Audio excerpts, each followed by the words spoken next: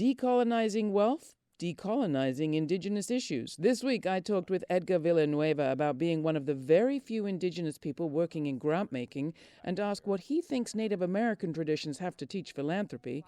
Then we report from the United Nations, where Indigenous women gathered from around the world this spring to flip the script on so-called Indigenous issues. It's all coming up on the Laura Flanders Show, the place where the people who say it can't be done take a back seat to the people who are doing it. Welcome.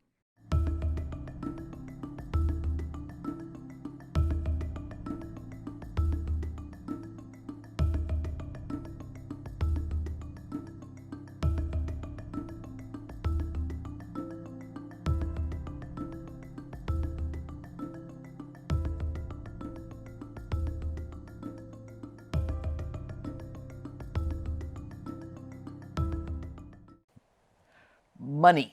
Today's guest says it is basically Kleenex adorned with dead presidents. But we can't deny it has power. So can we use money in ways that are healthier? Or is it inevitable that it uses us? My next guest says that turning to Native America may just hold the key to our modern ailments. Edgar Villanueva, a rare Native American voice in the world of philanthropy, has a book coming out, Decolonizing Wealth, which delves into all this and more. What if money could be medicine instead of what divides us, he asks.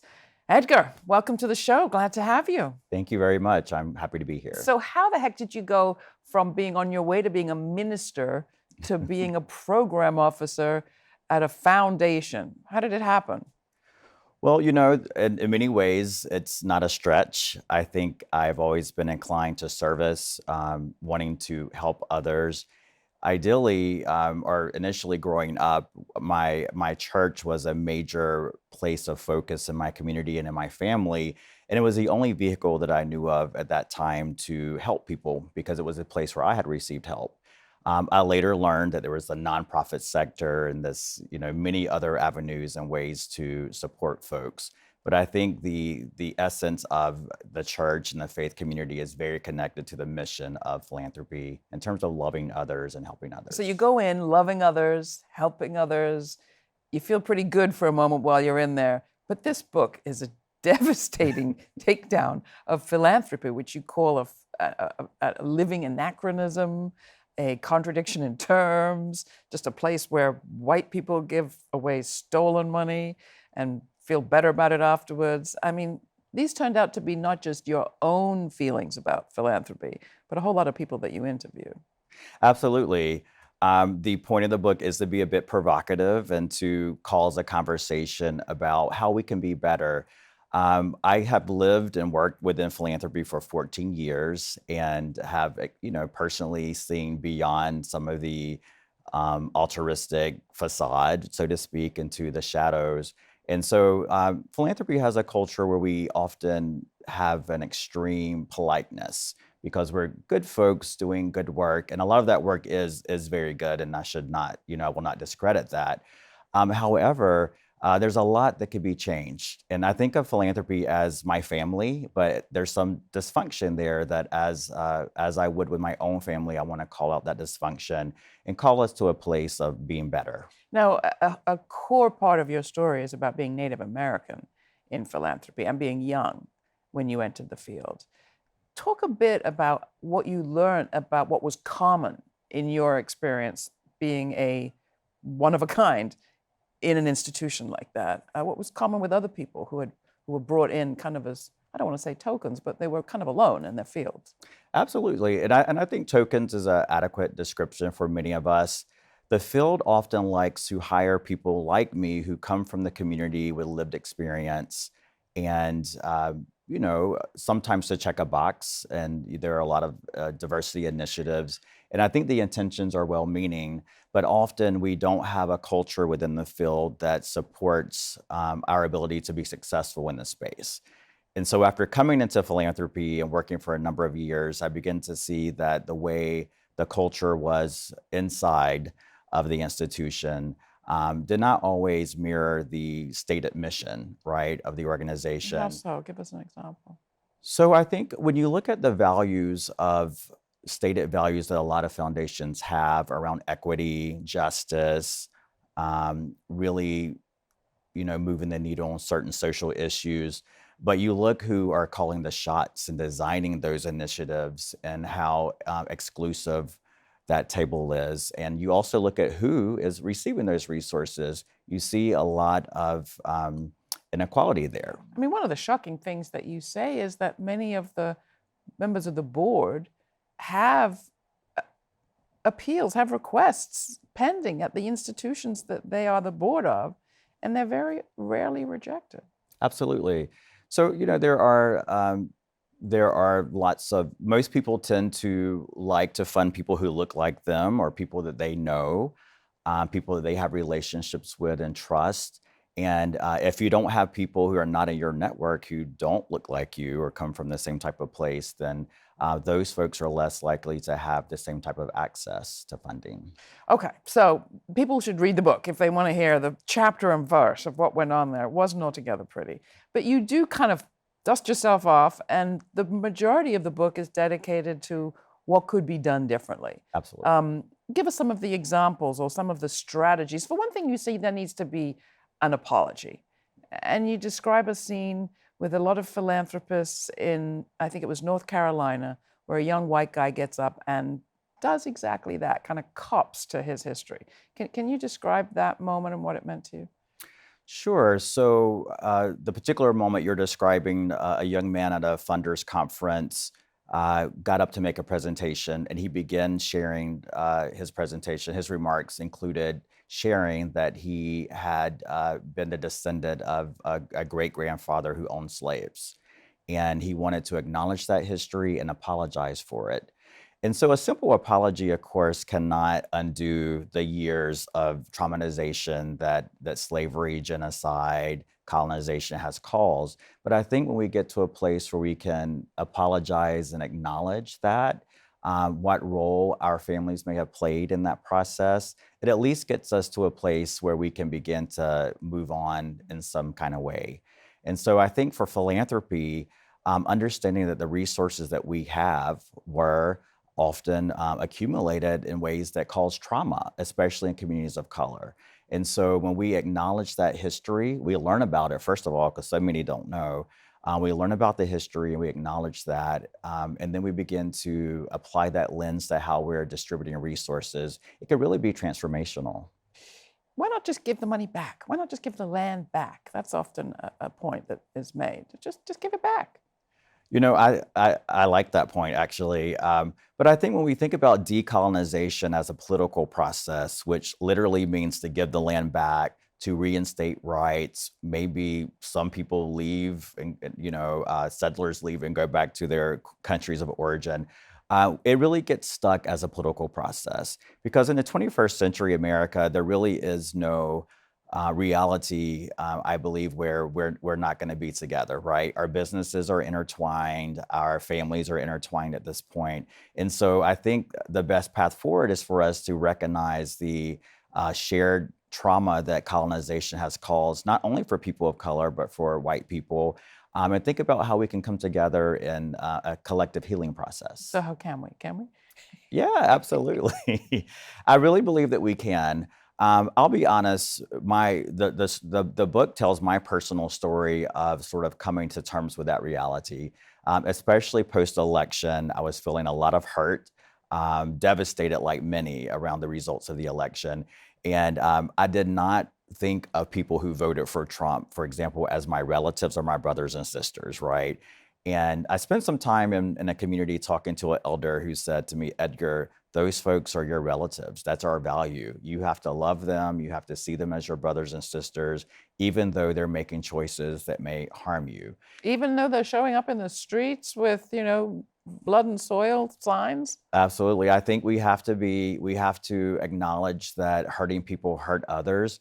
And I'm not saying that we have to, of course, condone their behavior or it's unjustified. But I think if we can see that all of us are suffering at some level and begin to create ways to be less polarized, to come together in some type of circle, we can begin to think of ways to move forward together. So does that look like foundations going through that process and funding coming together projects?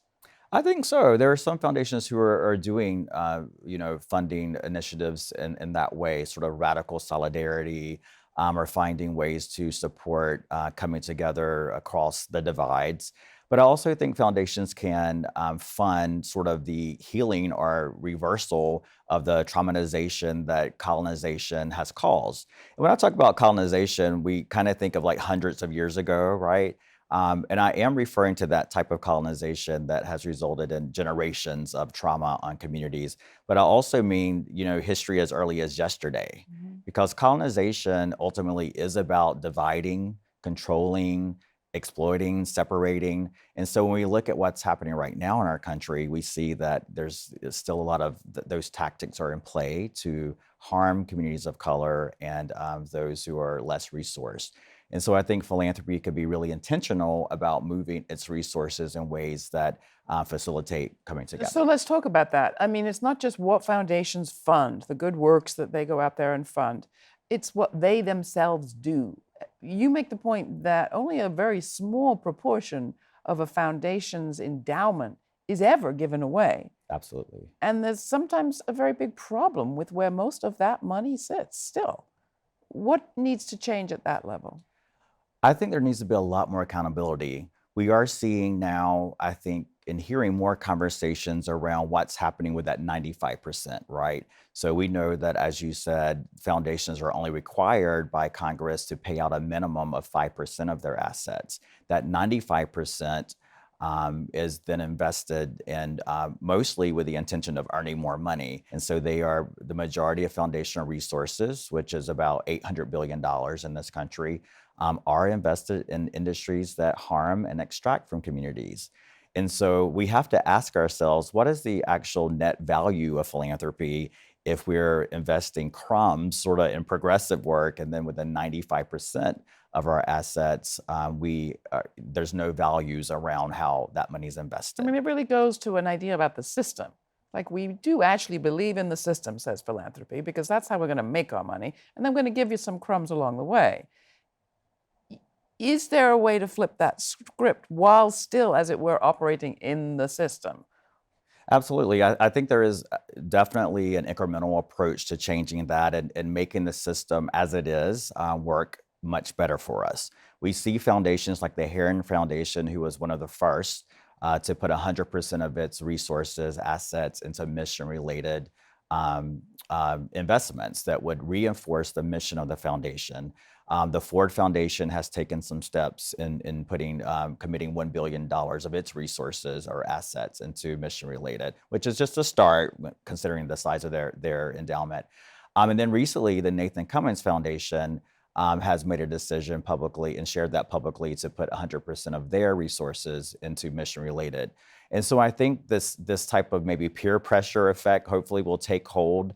But we also have seen that there is evidence that you can actually invest in good causes and have a return on that, which I think is important to foundations. Now, I should say here that until our wonderful viewers step up and take the place of philanthropy, which we hope they will, philanthropy still props up this program. And philanthropy meaning foundations like the Novo Foundation.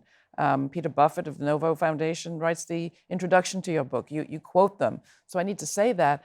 And I'm proud to say it in the sense that I really feel that foundation does operate differently and is in a way a kind of a model. So that's my view on the matter. It seems like you agree. What other foundations do you lift up as doing things right or notably differently? There's a number of philanthropic models out there that I am very inspired by. Some are really looking at how to democratize decision making around who gets resources, bringing folks who are from the front lines and most impacted by issues that foundations are trying to solve, bringing those folks to the table to decide where that money should go, right? And so when you look at funds like the Groundswell Fund, which is this radical feminist fund, and how they engage, movement leaders actually around the table to raise that money, but also decide who should get that funding, I think is a beautiful example of philanthropy at its best. There are also indigenous models of philanthropy that exist to support, a movement building in Native communities, but we've also indigenized the process of how we decide where that funding goes. Oh, so talk more about that. I mean, did Standing Rock, do you think, create a kind of shift in the appreciation that we as a society have of Native wisdom and strategy? Absolutely. Standing Rock really brought Native leadership and Native worldview to a global platform. It was a beautiful moment, even internal to our communities, for so many tribes that come together in solidarity. This was around the fights around the Dakota Access Pipeline. Absolutely. So that moment where we had all of our communities and so many folks who came in solidarity, influencers, to really see firsthand, it was broadcast nationally, daily on the news, what was happening there. Until that moment, some folks didn't know that Native communities still existed in the US, right? Which is really sad. But it also showed the power of resilience, coming together, spirituality, and has really created and opened the door for a lot of folks to ask, how can we help? And so we've been really busy, those of us who work in this space, to be a broker or a bridge between philanthropy and resources in Native communities, to really educate and to capitalize on this moment, so to speak, to keep that awareness happening and get resources to our communities. Some big players, I think Wells Fargo among them, have said that they want to repair some of the damage. What do you make of those sorts of commitments, promises? I think that individuals or organizations, when they get to a place of acknowledging harm that they've caused, I'm open to hearing. I'm open to sitting down and having a conversation. I think, in talking with folks who work with offenders, and work to repair and rehabilitate offenders, I've learned that it's not about at all giving them a pass, right, for the harm they've caused, but really understanding their intentions and hearing from them gives us more insight into the motivation behind that type of behavior. So I might be a little Pollyanna, but I do believe in the human spirit, and our ability to change. I have to keep hope alive. And although we're pushing back against a really ugly history of white supremacy and domination and all of that, I think that there is a possibility that folks can change. Yeah. And so sitting down, having the conversation is just a start. Without romanticizing Native American culture and experience, you do make the point that the Cherokee Nation doesn't have a word for poverty. Is that right? And that your mother, you feel, was your first real philanthropist? Just end on that note. What's Sure. the alternative way in Native America to address matters of inequality? So when I started writing this book, I talked to a lot of elders in my community, in my tribe, the Lumbee tribe, around the word philanthropy. No one knows what that word is. I think my mom, after 14 years, can probably say the word philanthropy, and that's the field that I work, right? But the idea that we have around that, the concept of the love of mankind and helping and supporting, the value is really connected to the word reciprocity. It's a quick way to sum it up. And that word embodies relationship, mutual caring. I give to you because you're going to give to me. And we just coexist in relationship with one another. And I think that simple worldview, if that could be applied to philanthropy, we could see transformative change. Philanthropy is very much transactional, power dynamics from who has resources, who doesn't have the resources, the culture of competition that we perpetuate among nonprofits. It's very counterculture to our way in Native communities of existing and being. So I think the field has a lot to learn from us, the resilient, who are still here, are still thriving after hundreds of years of struggle. And so I'm interested in continuing to learn more from my own culture so that I can be a better human being and a better philanthropist. Edgar Villanueva, his book, Decolonizing Wealth, comes out October 16th. It's available for pre-order now. Write to us. Tell us what you think about this conversation. Thanks.